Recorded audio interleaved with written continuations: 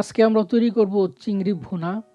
ভাই ইমানে কইতেছি, একবার খাওয়ার পরে চিন্তা করবেন জিন্দিগিতে কি খাইলাম। 100% শিওর আঙ্গুল চেটে পুটে খাবেন।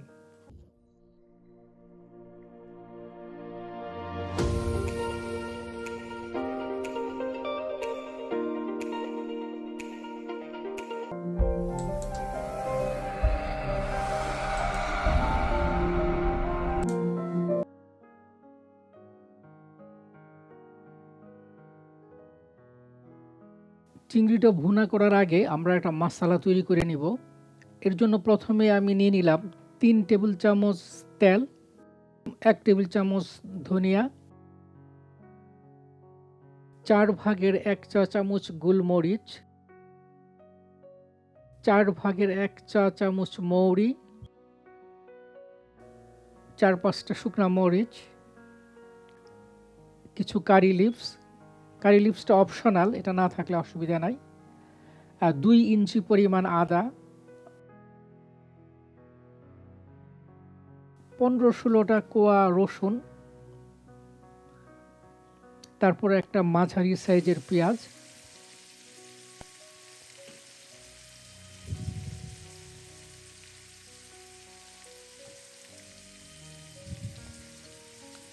এরপর আমরা দিয়ে দিব 3টা টমেটো ছোট ছোট করে কেটে,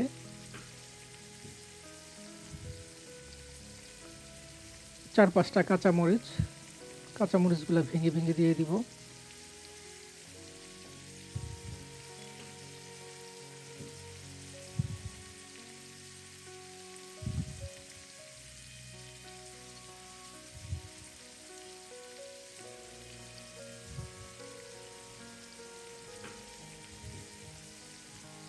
এখন আমরা দিয়ে দিব 1 চা চামচ লবণ।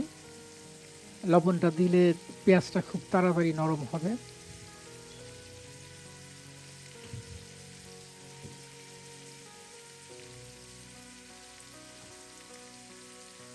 এখন আমরা দিব আধা চা চামচ জিরা, আধা চা চামচ ধনিয়া, আধা চা চামচ মরিচের গুঁড়া, আধা চা চামচ হলুদের গুঁড়া। এখন আমরা এটাকে খুব ভালো করে নেড়ে চেড়ে কষাবো।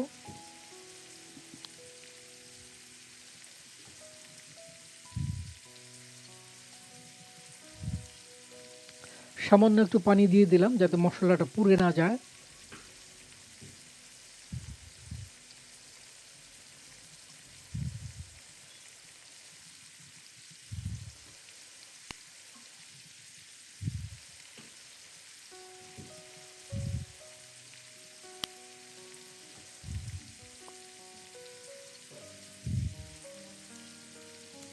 এখন আমরা একটা নারিকেলের অর্ধেকটা ছোট ছোট কুচি কুচি করে কেটে দিয়ে দিব।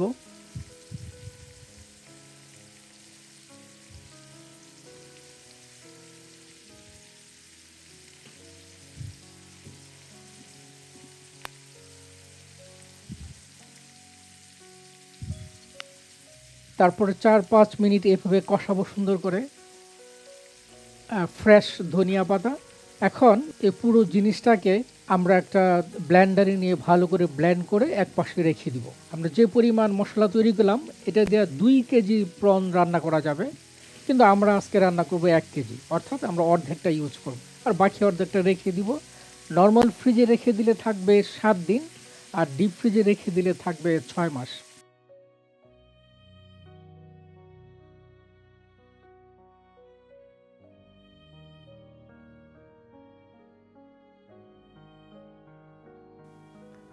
এখন মূল রান্নার জন্যে আমরা কিছুটা সরিষার তেল নিয়ে নিলাম এবং একটু সয়াবিন তেলও দিলাম এটাতে। তেলটা কিছুটা গরম হয়ে আসলে আমরা দিব 1 টেবিল চামচ সরিষা, তারপরে দিব আধা চা চামচ মৌরি,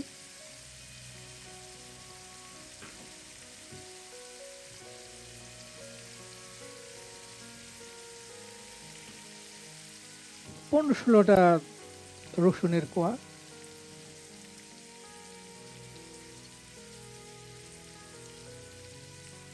কিছু কারি লিভস, যদি কারি পাতা থাকে আপনাদের দিবেন, না থাকলে এটা অপশনাল, দরকার নাই। তারপর ৫-৭টা শুকনা মরিচ,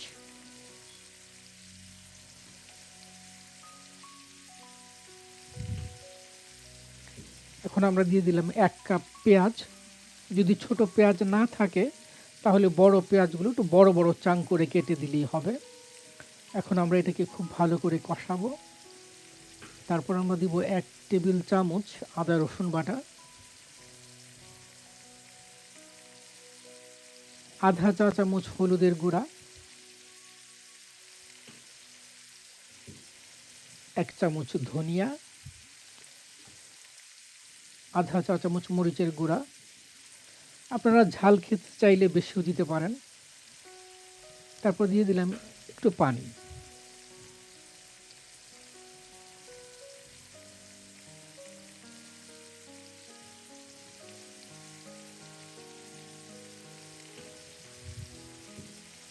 এক চা চামচ লবণ,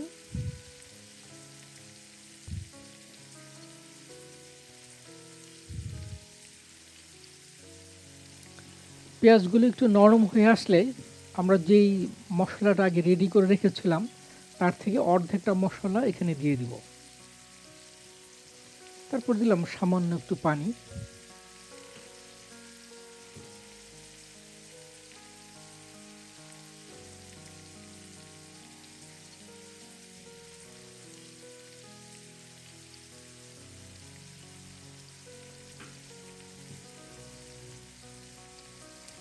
মশলাটা ভালো করে নেড়েচেড়ে পানিটা যখন একটু শুকিয়ে আসবে তখন আমরা দিয়ে দেব ১ কেজি চিংড়ি মাছ।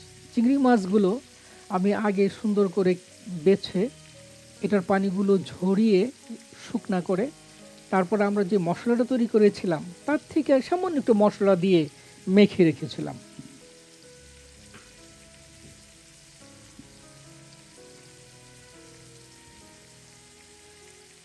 এখন আমরা খুব ভালো করে নেড়েচেড়ে এবং হাই হিটে কুক করব ৪-৫ মিনিট।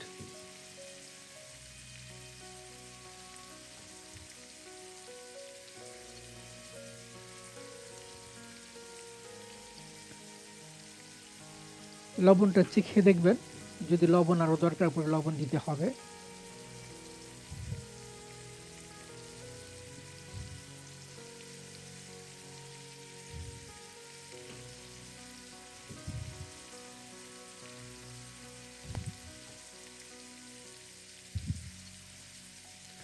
এখন আমি দিয়ে দিলাম খানিকটা ধনিয়া পাতা কুচি,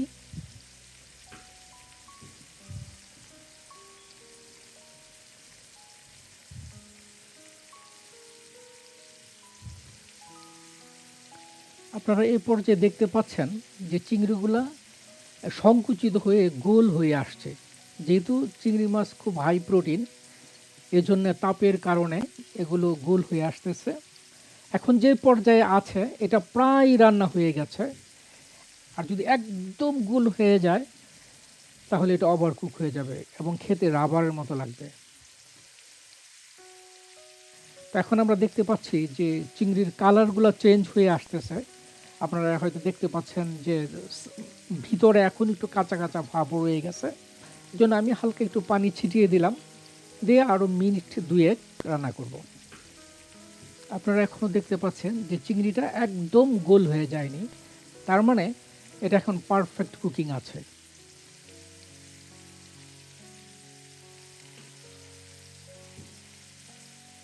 আমরা এখন পরিবেশন করার জন্য একটা প্লেটে উঠিয়ে নিলাম। আপনারা দেখতে পাচ্ছেন যে এটার কি সুন্দর একটা রং হয়েছে, একটা অসাধারণ একটা রং হয়েছে এবং দেখে বোঝা যাচ্ছে যেটা খেতে কীরকম সুস্বাদু হবে।